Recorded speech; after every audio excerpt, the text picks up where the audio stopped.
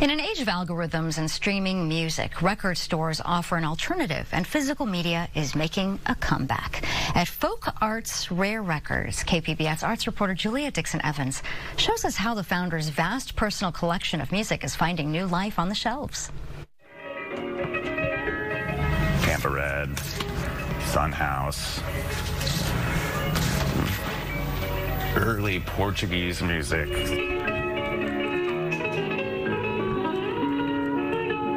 I'm sure Lou knew the person at this record label. In the bustling Folk Arts Rare Record shop in City Heights, everything leads back to its founder, folk music legend Lou Curtis. Curtis passed away at 79 in 2018, 4 years after selling the store to his longtime employee, Brendan Boyle. And Folk Arts is still going strong with 2 locations now. I bought Folk Arts in 2014. I started shopping there in, I believe, the year 2000 when I was 18. Loved it. It was my favorite place. It's considered to be kind of magical, and it felt like a roadside attraction. Curtis opened Folk Arts Rare Records in July 1967, shortly after he launched the influential San Diego Folk Festival. He ran the shop and the festival for decades. From the campus of San Diego City College.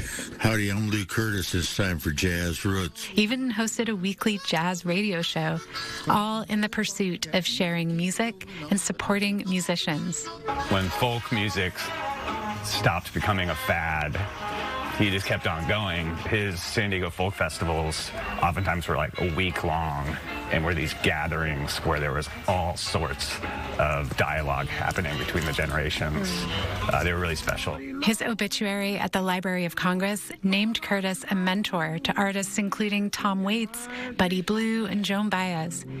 He was renowned nationwide, but his deepest impact may have come through countless small moments inside his humble record store. If people had the right level of curiosity and wonder, he'll answer your questions all day long, and you'd be amazed at the amount of knowledge he had. Music sociologist Andrew Mall says record stores and the people who work there are critical to local music ecosystems. Research that I've read on do-it-yourself music scenes, it's so often talks about the importance of physical spaces to enabling local music cultures.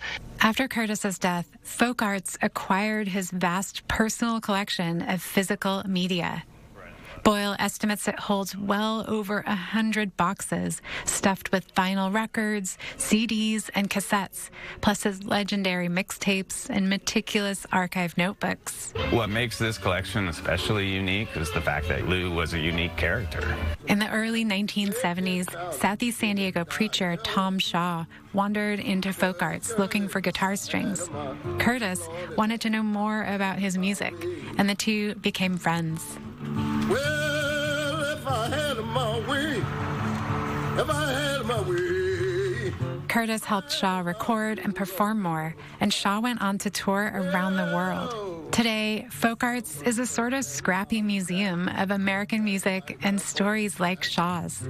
The store is chock full of vinyl, CDs, and cassettes from around the world, spanning genres and generations. There's also a listening station. Staff will open almost anything and let you hear it.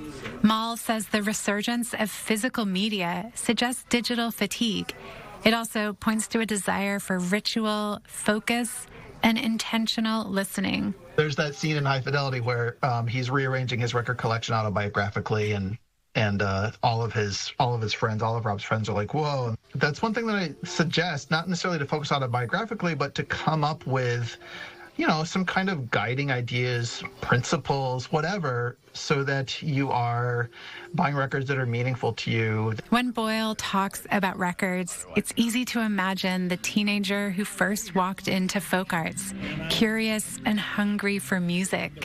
For him and for Curtis and countless others, a love of physical media is rooted in community. There's always this dialogue of knowledge and, hey, have you heard this record before?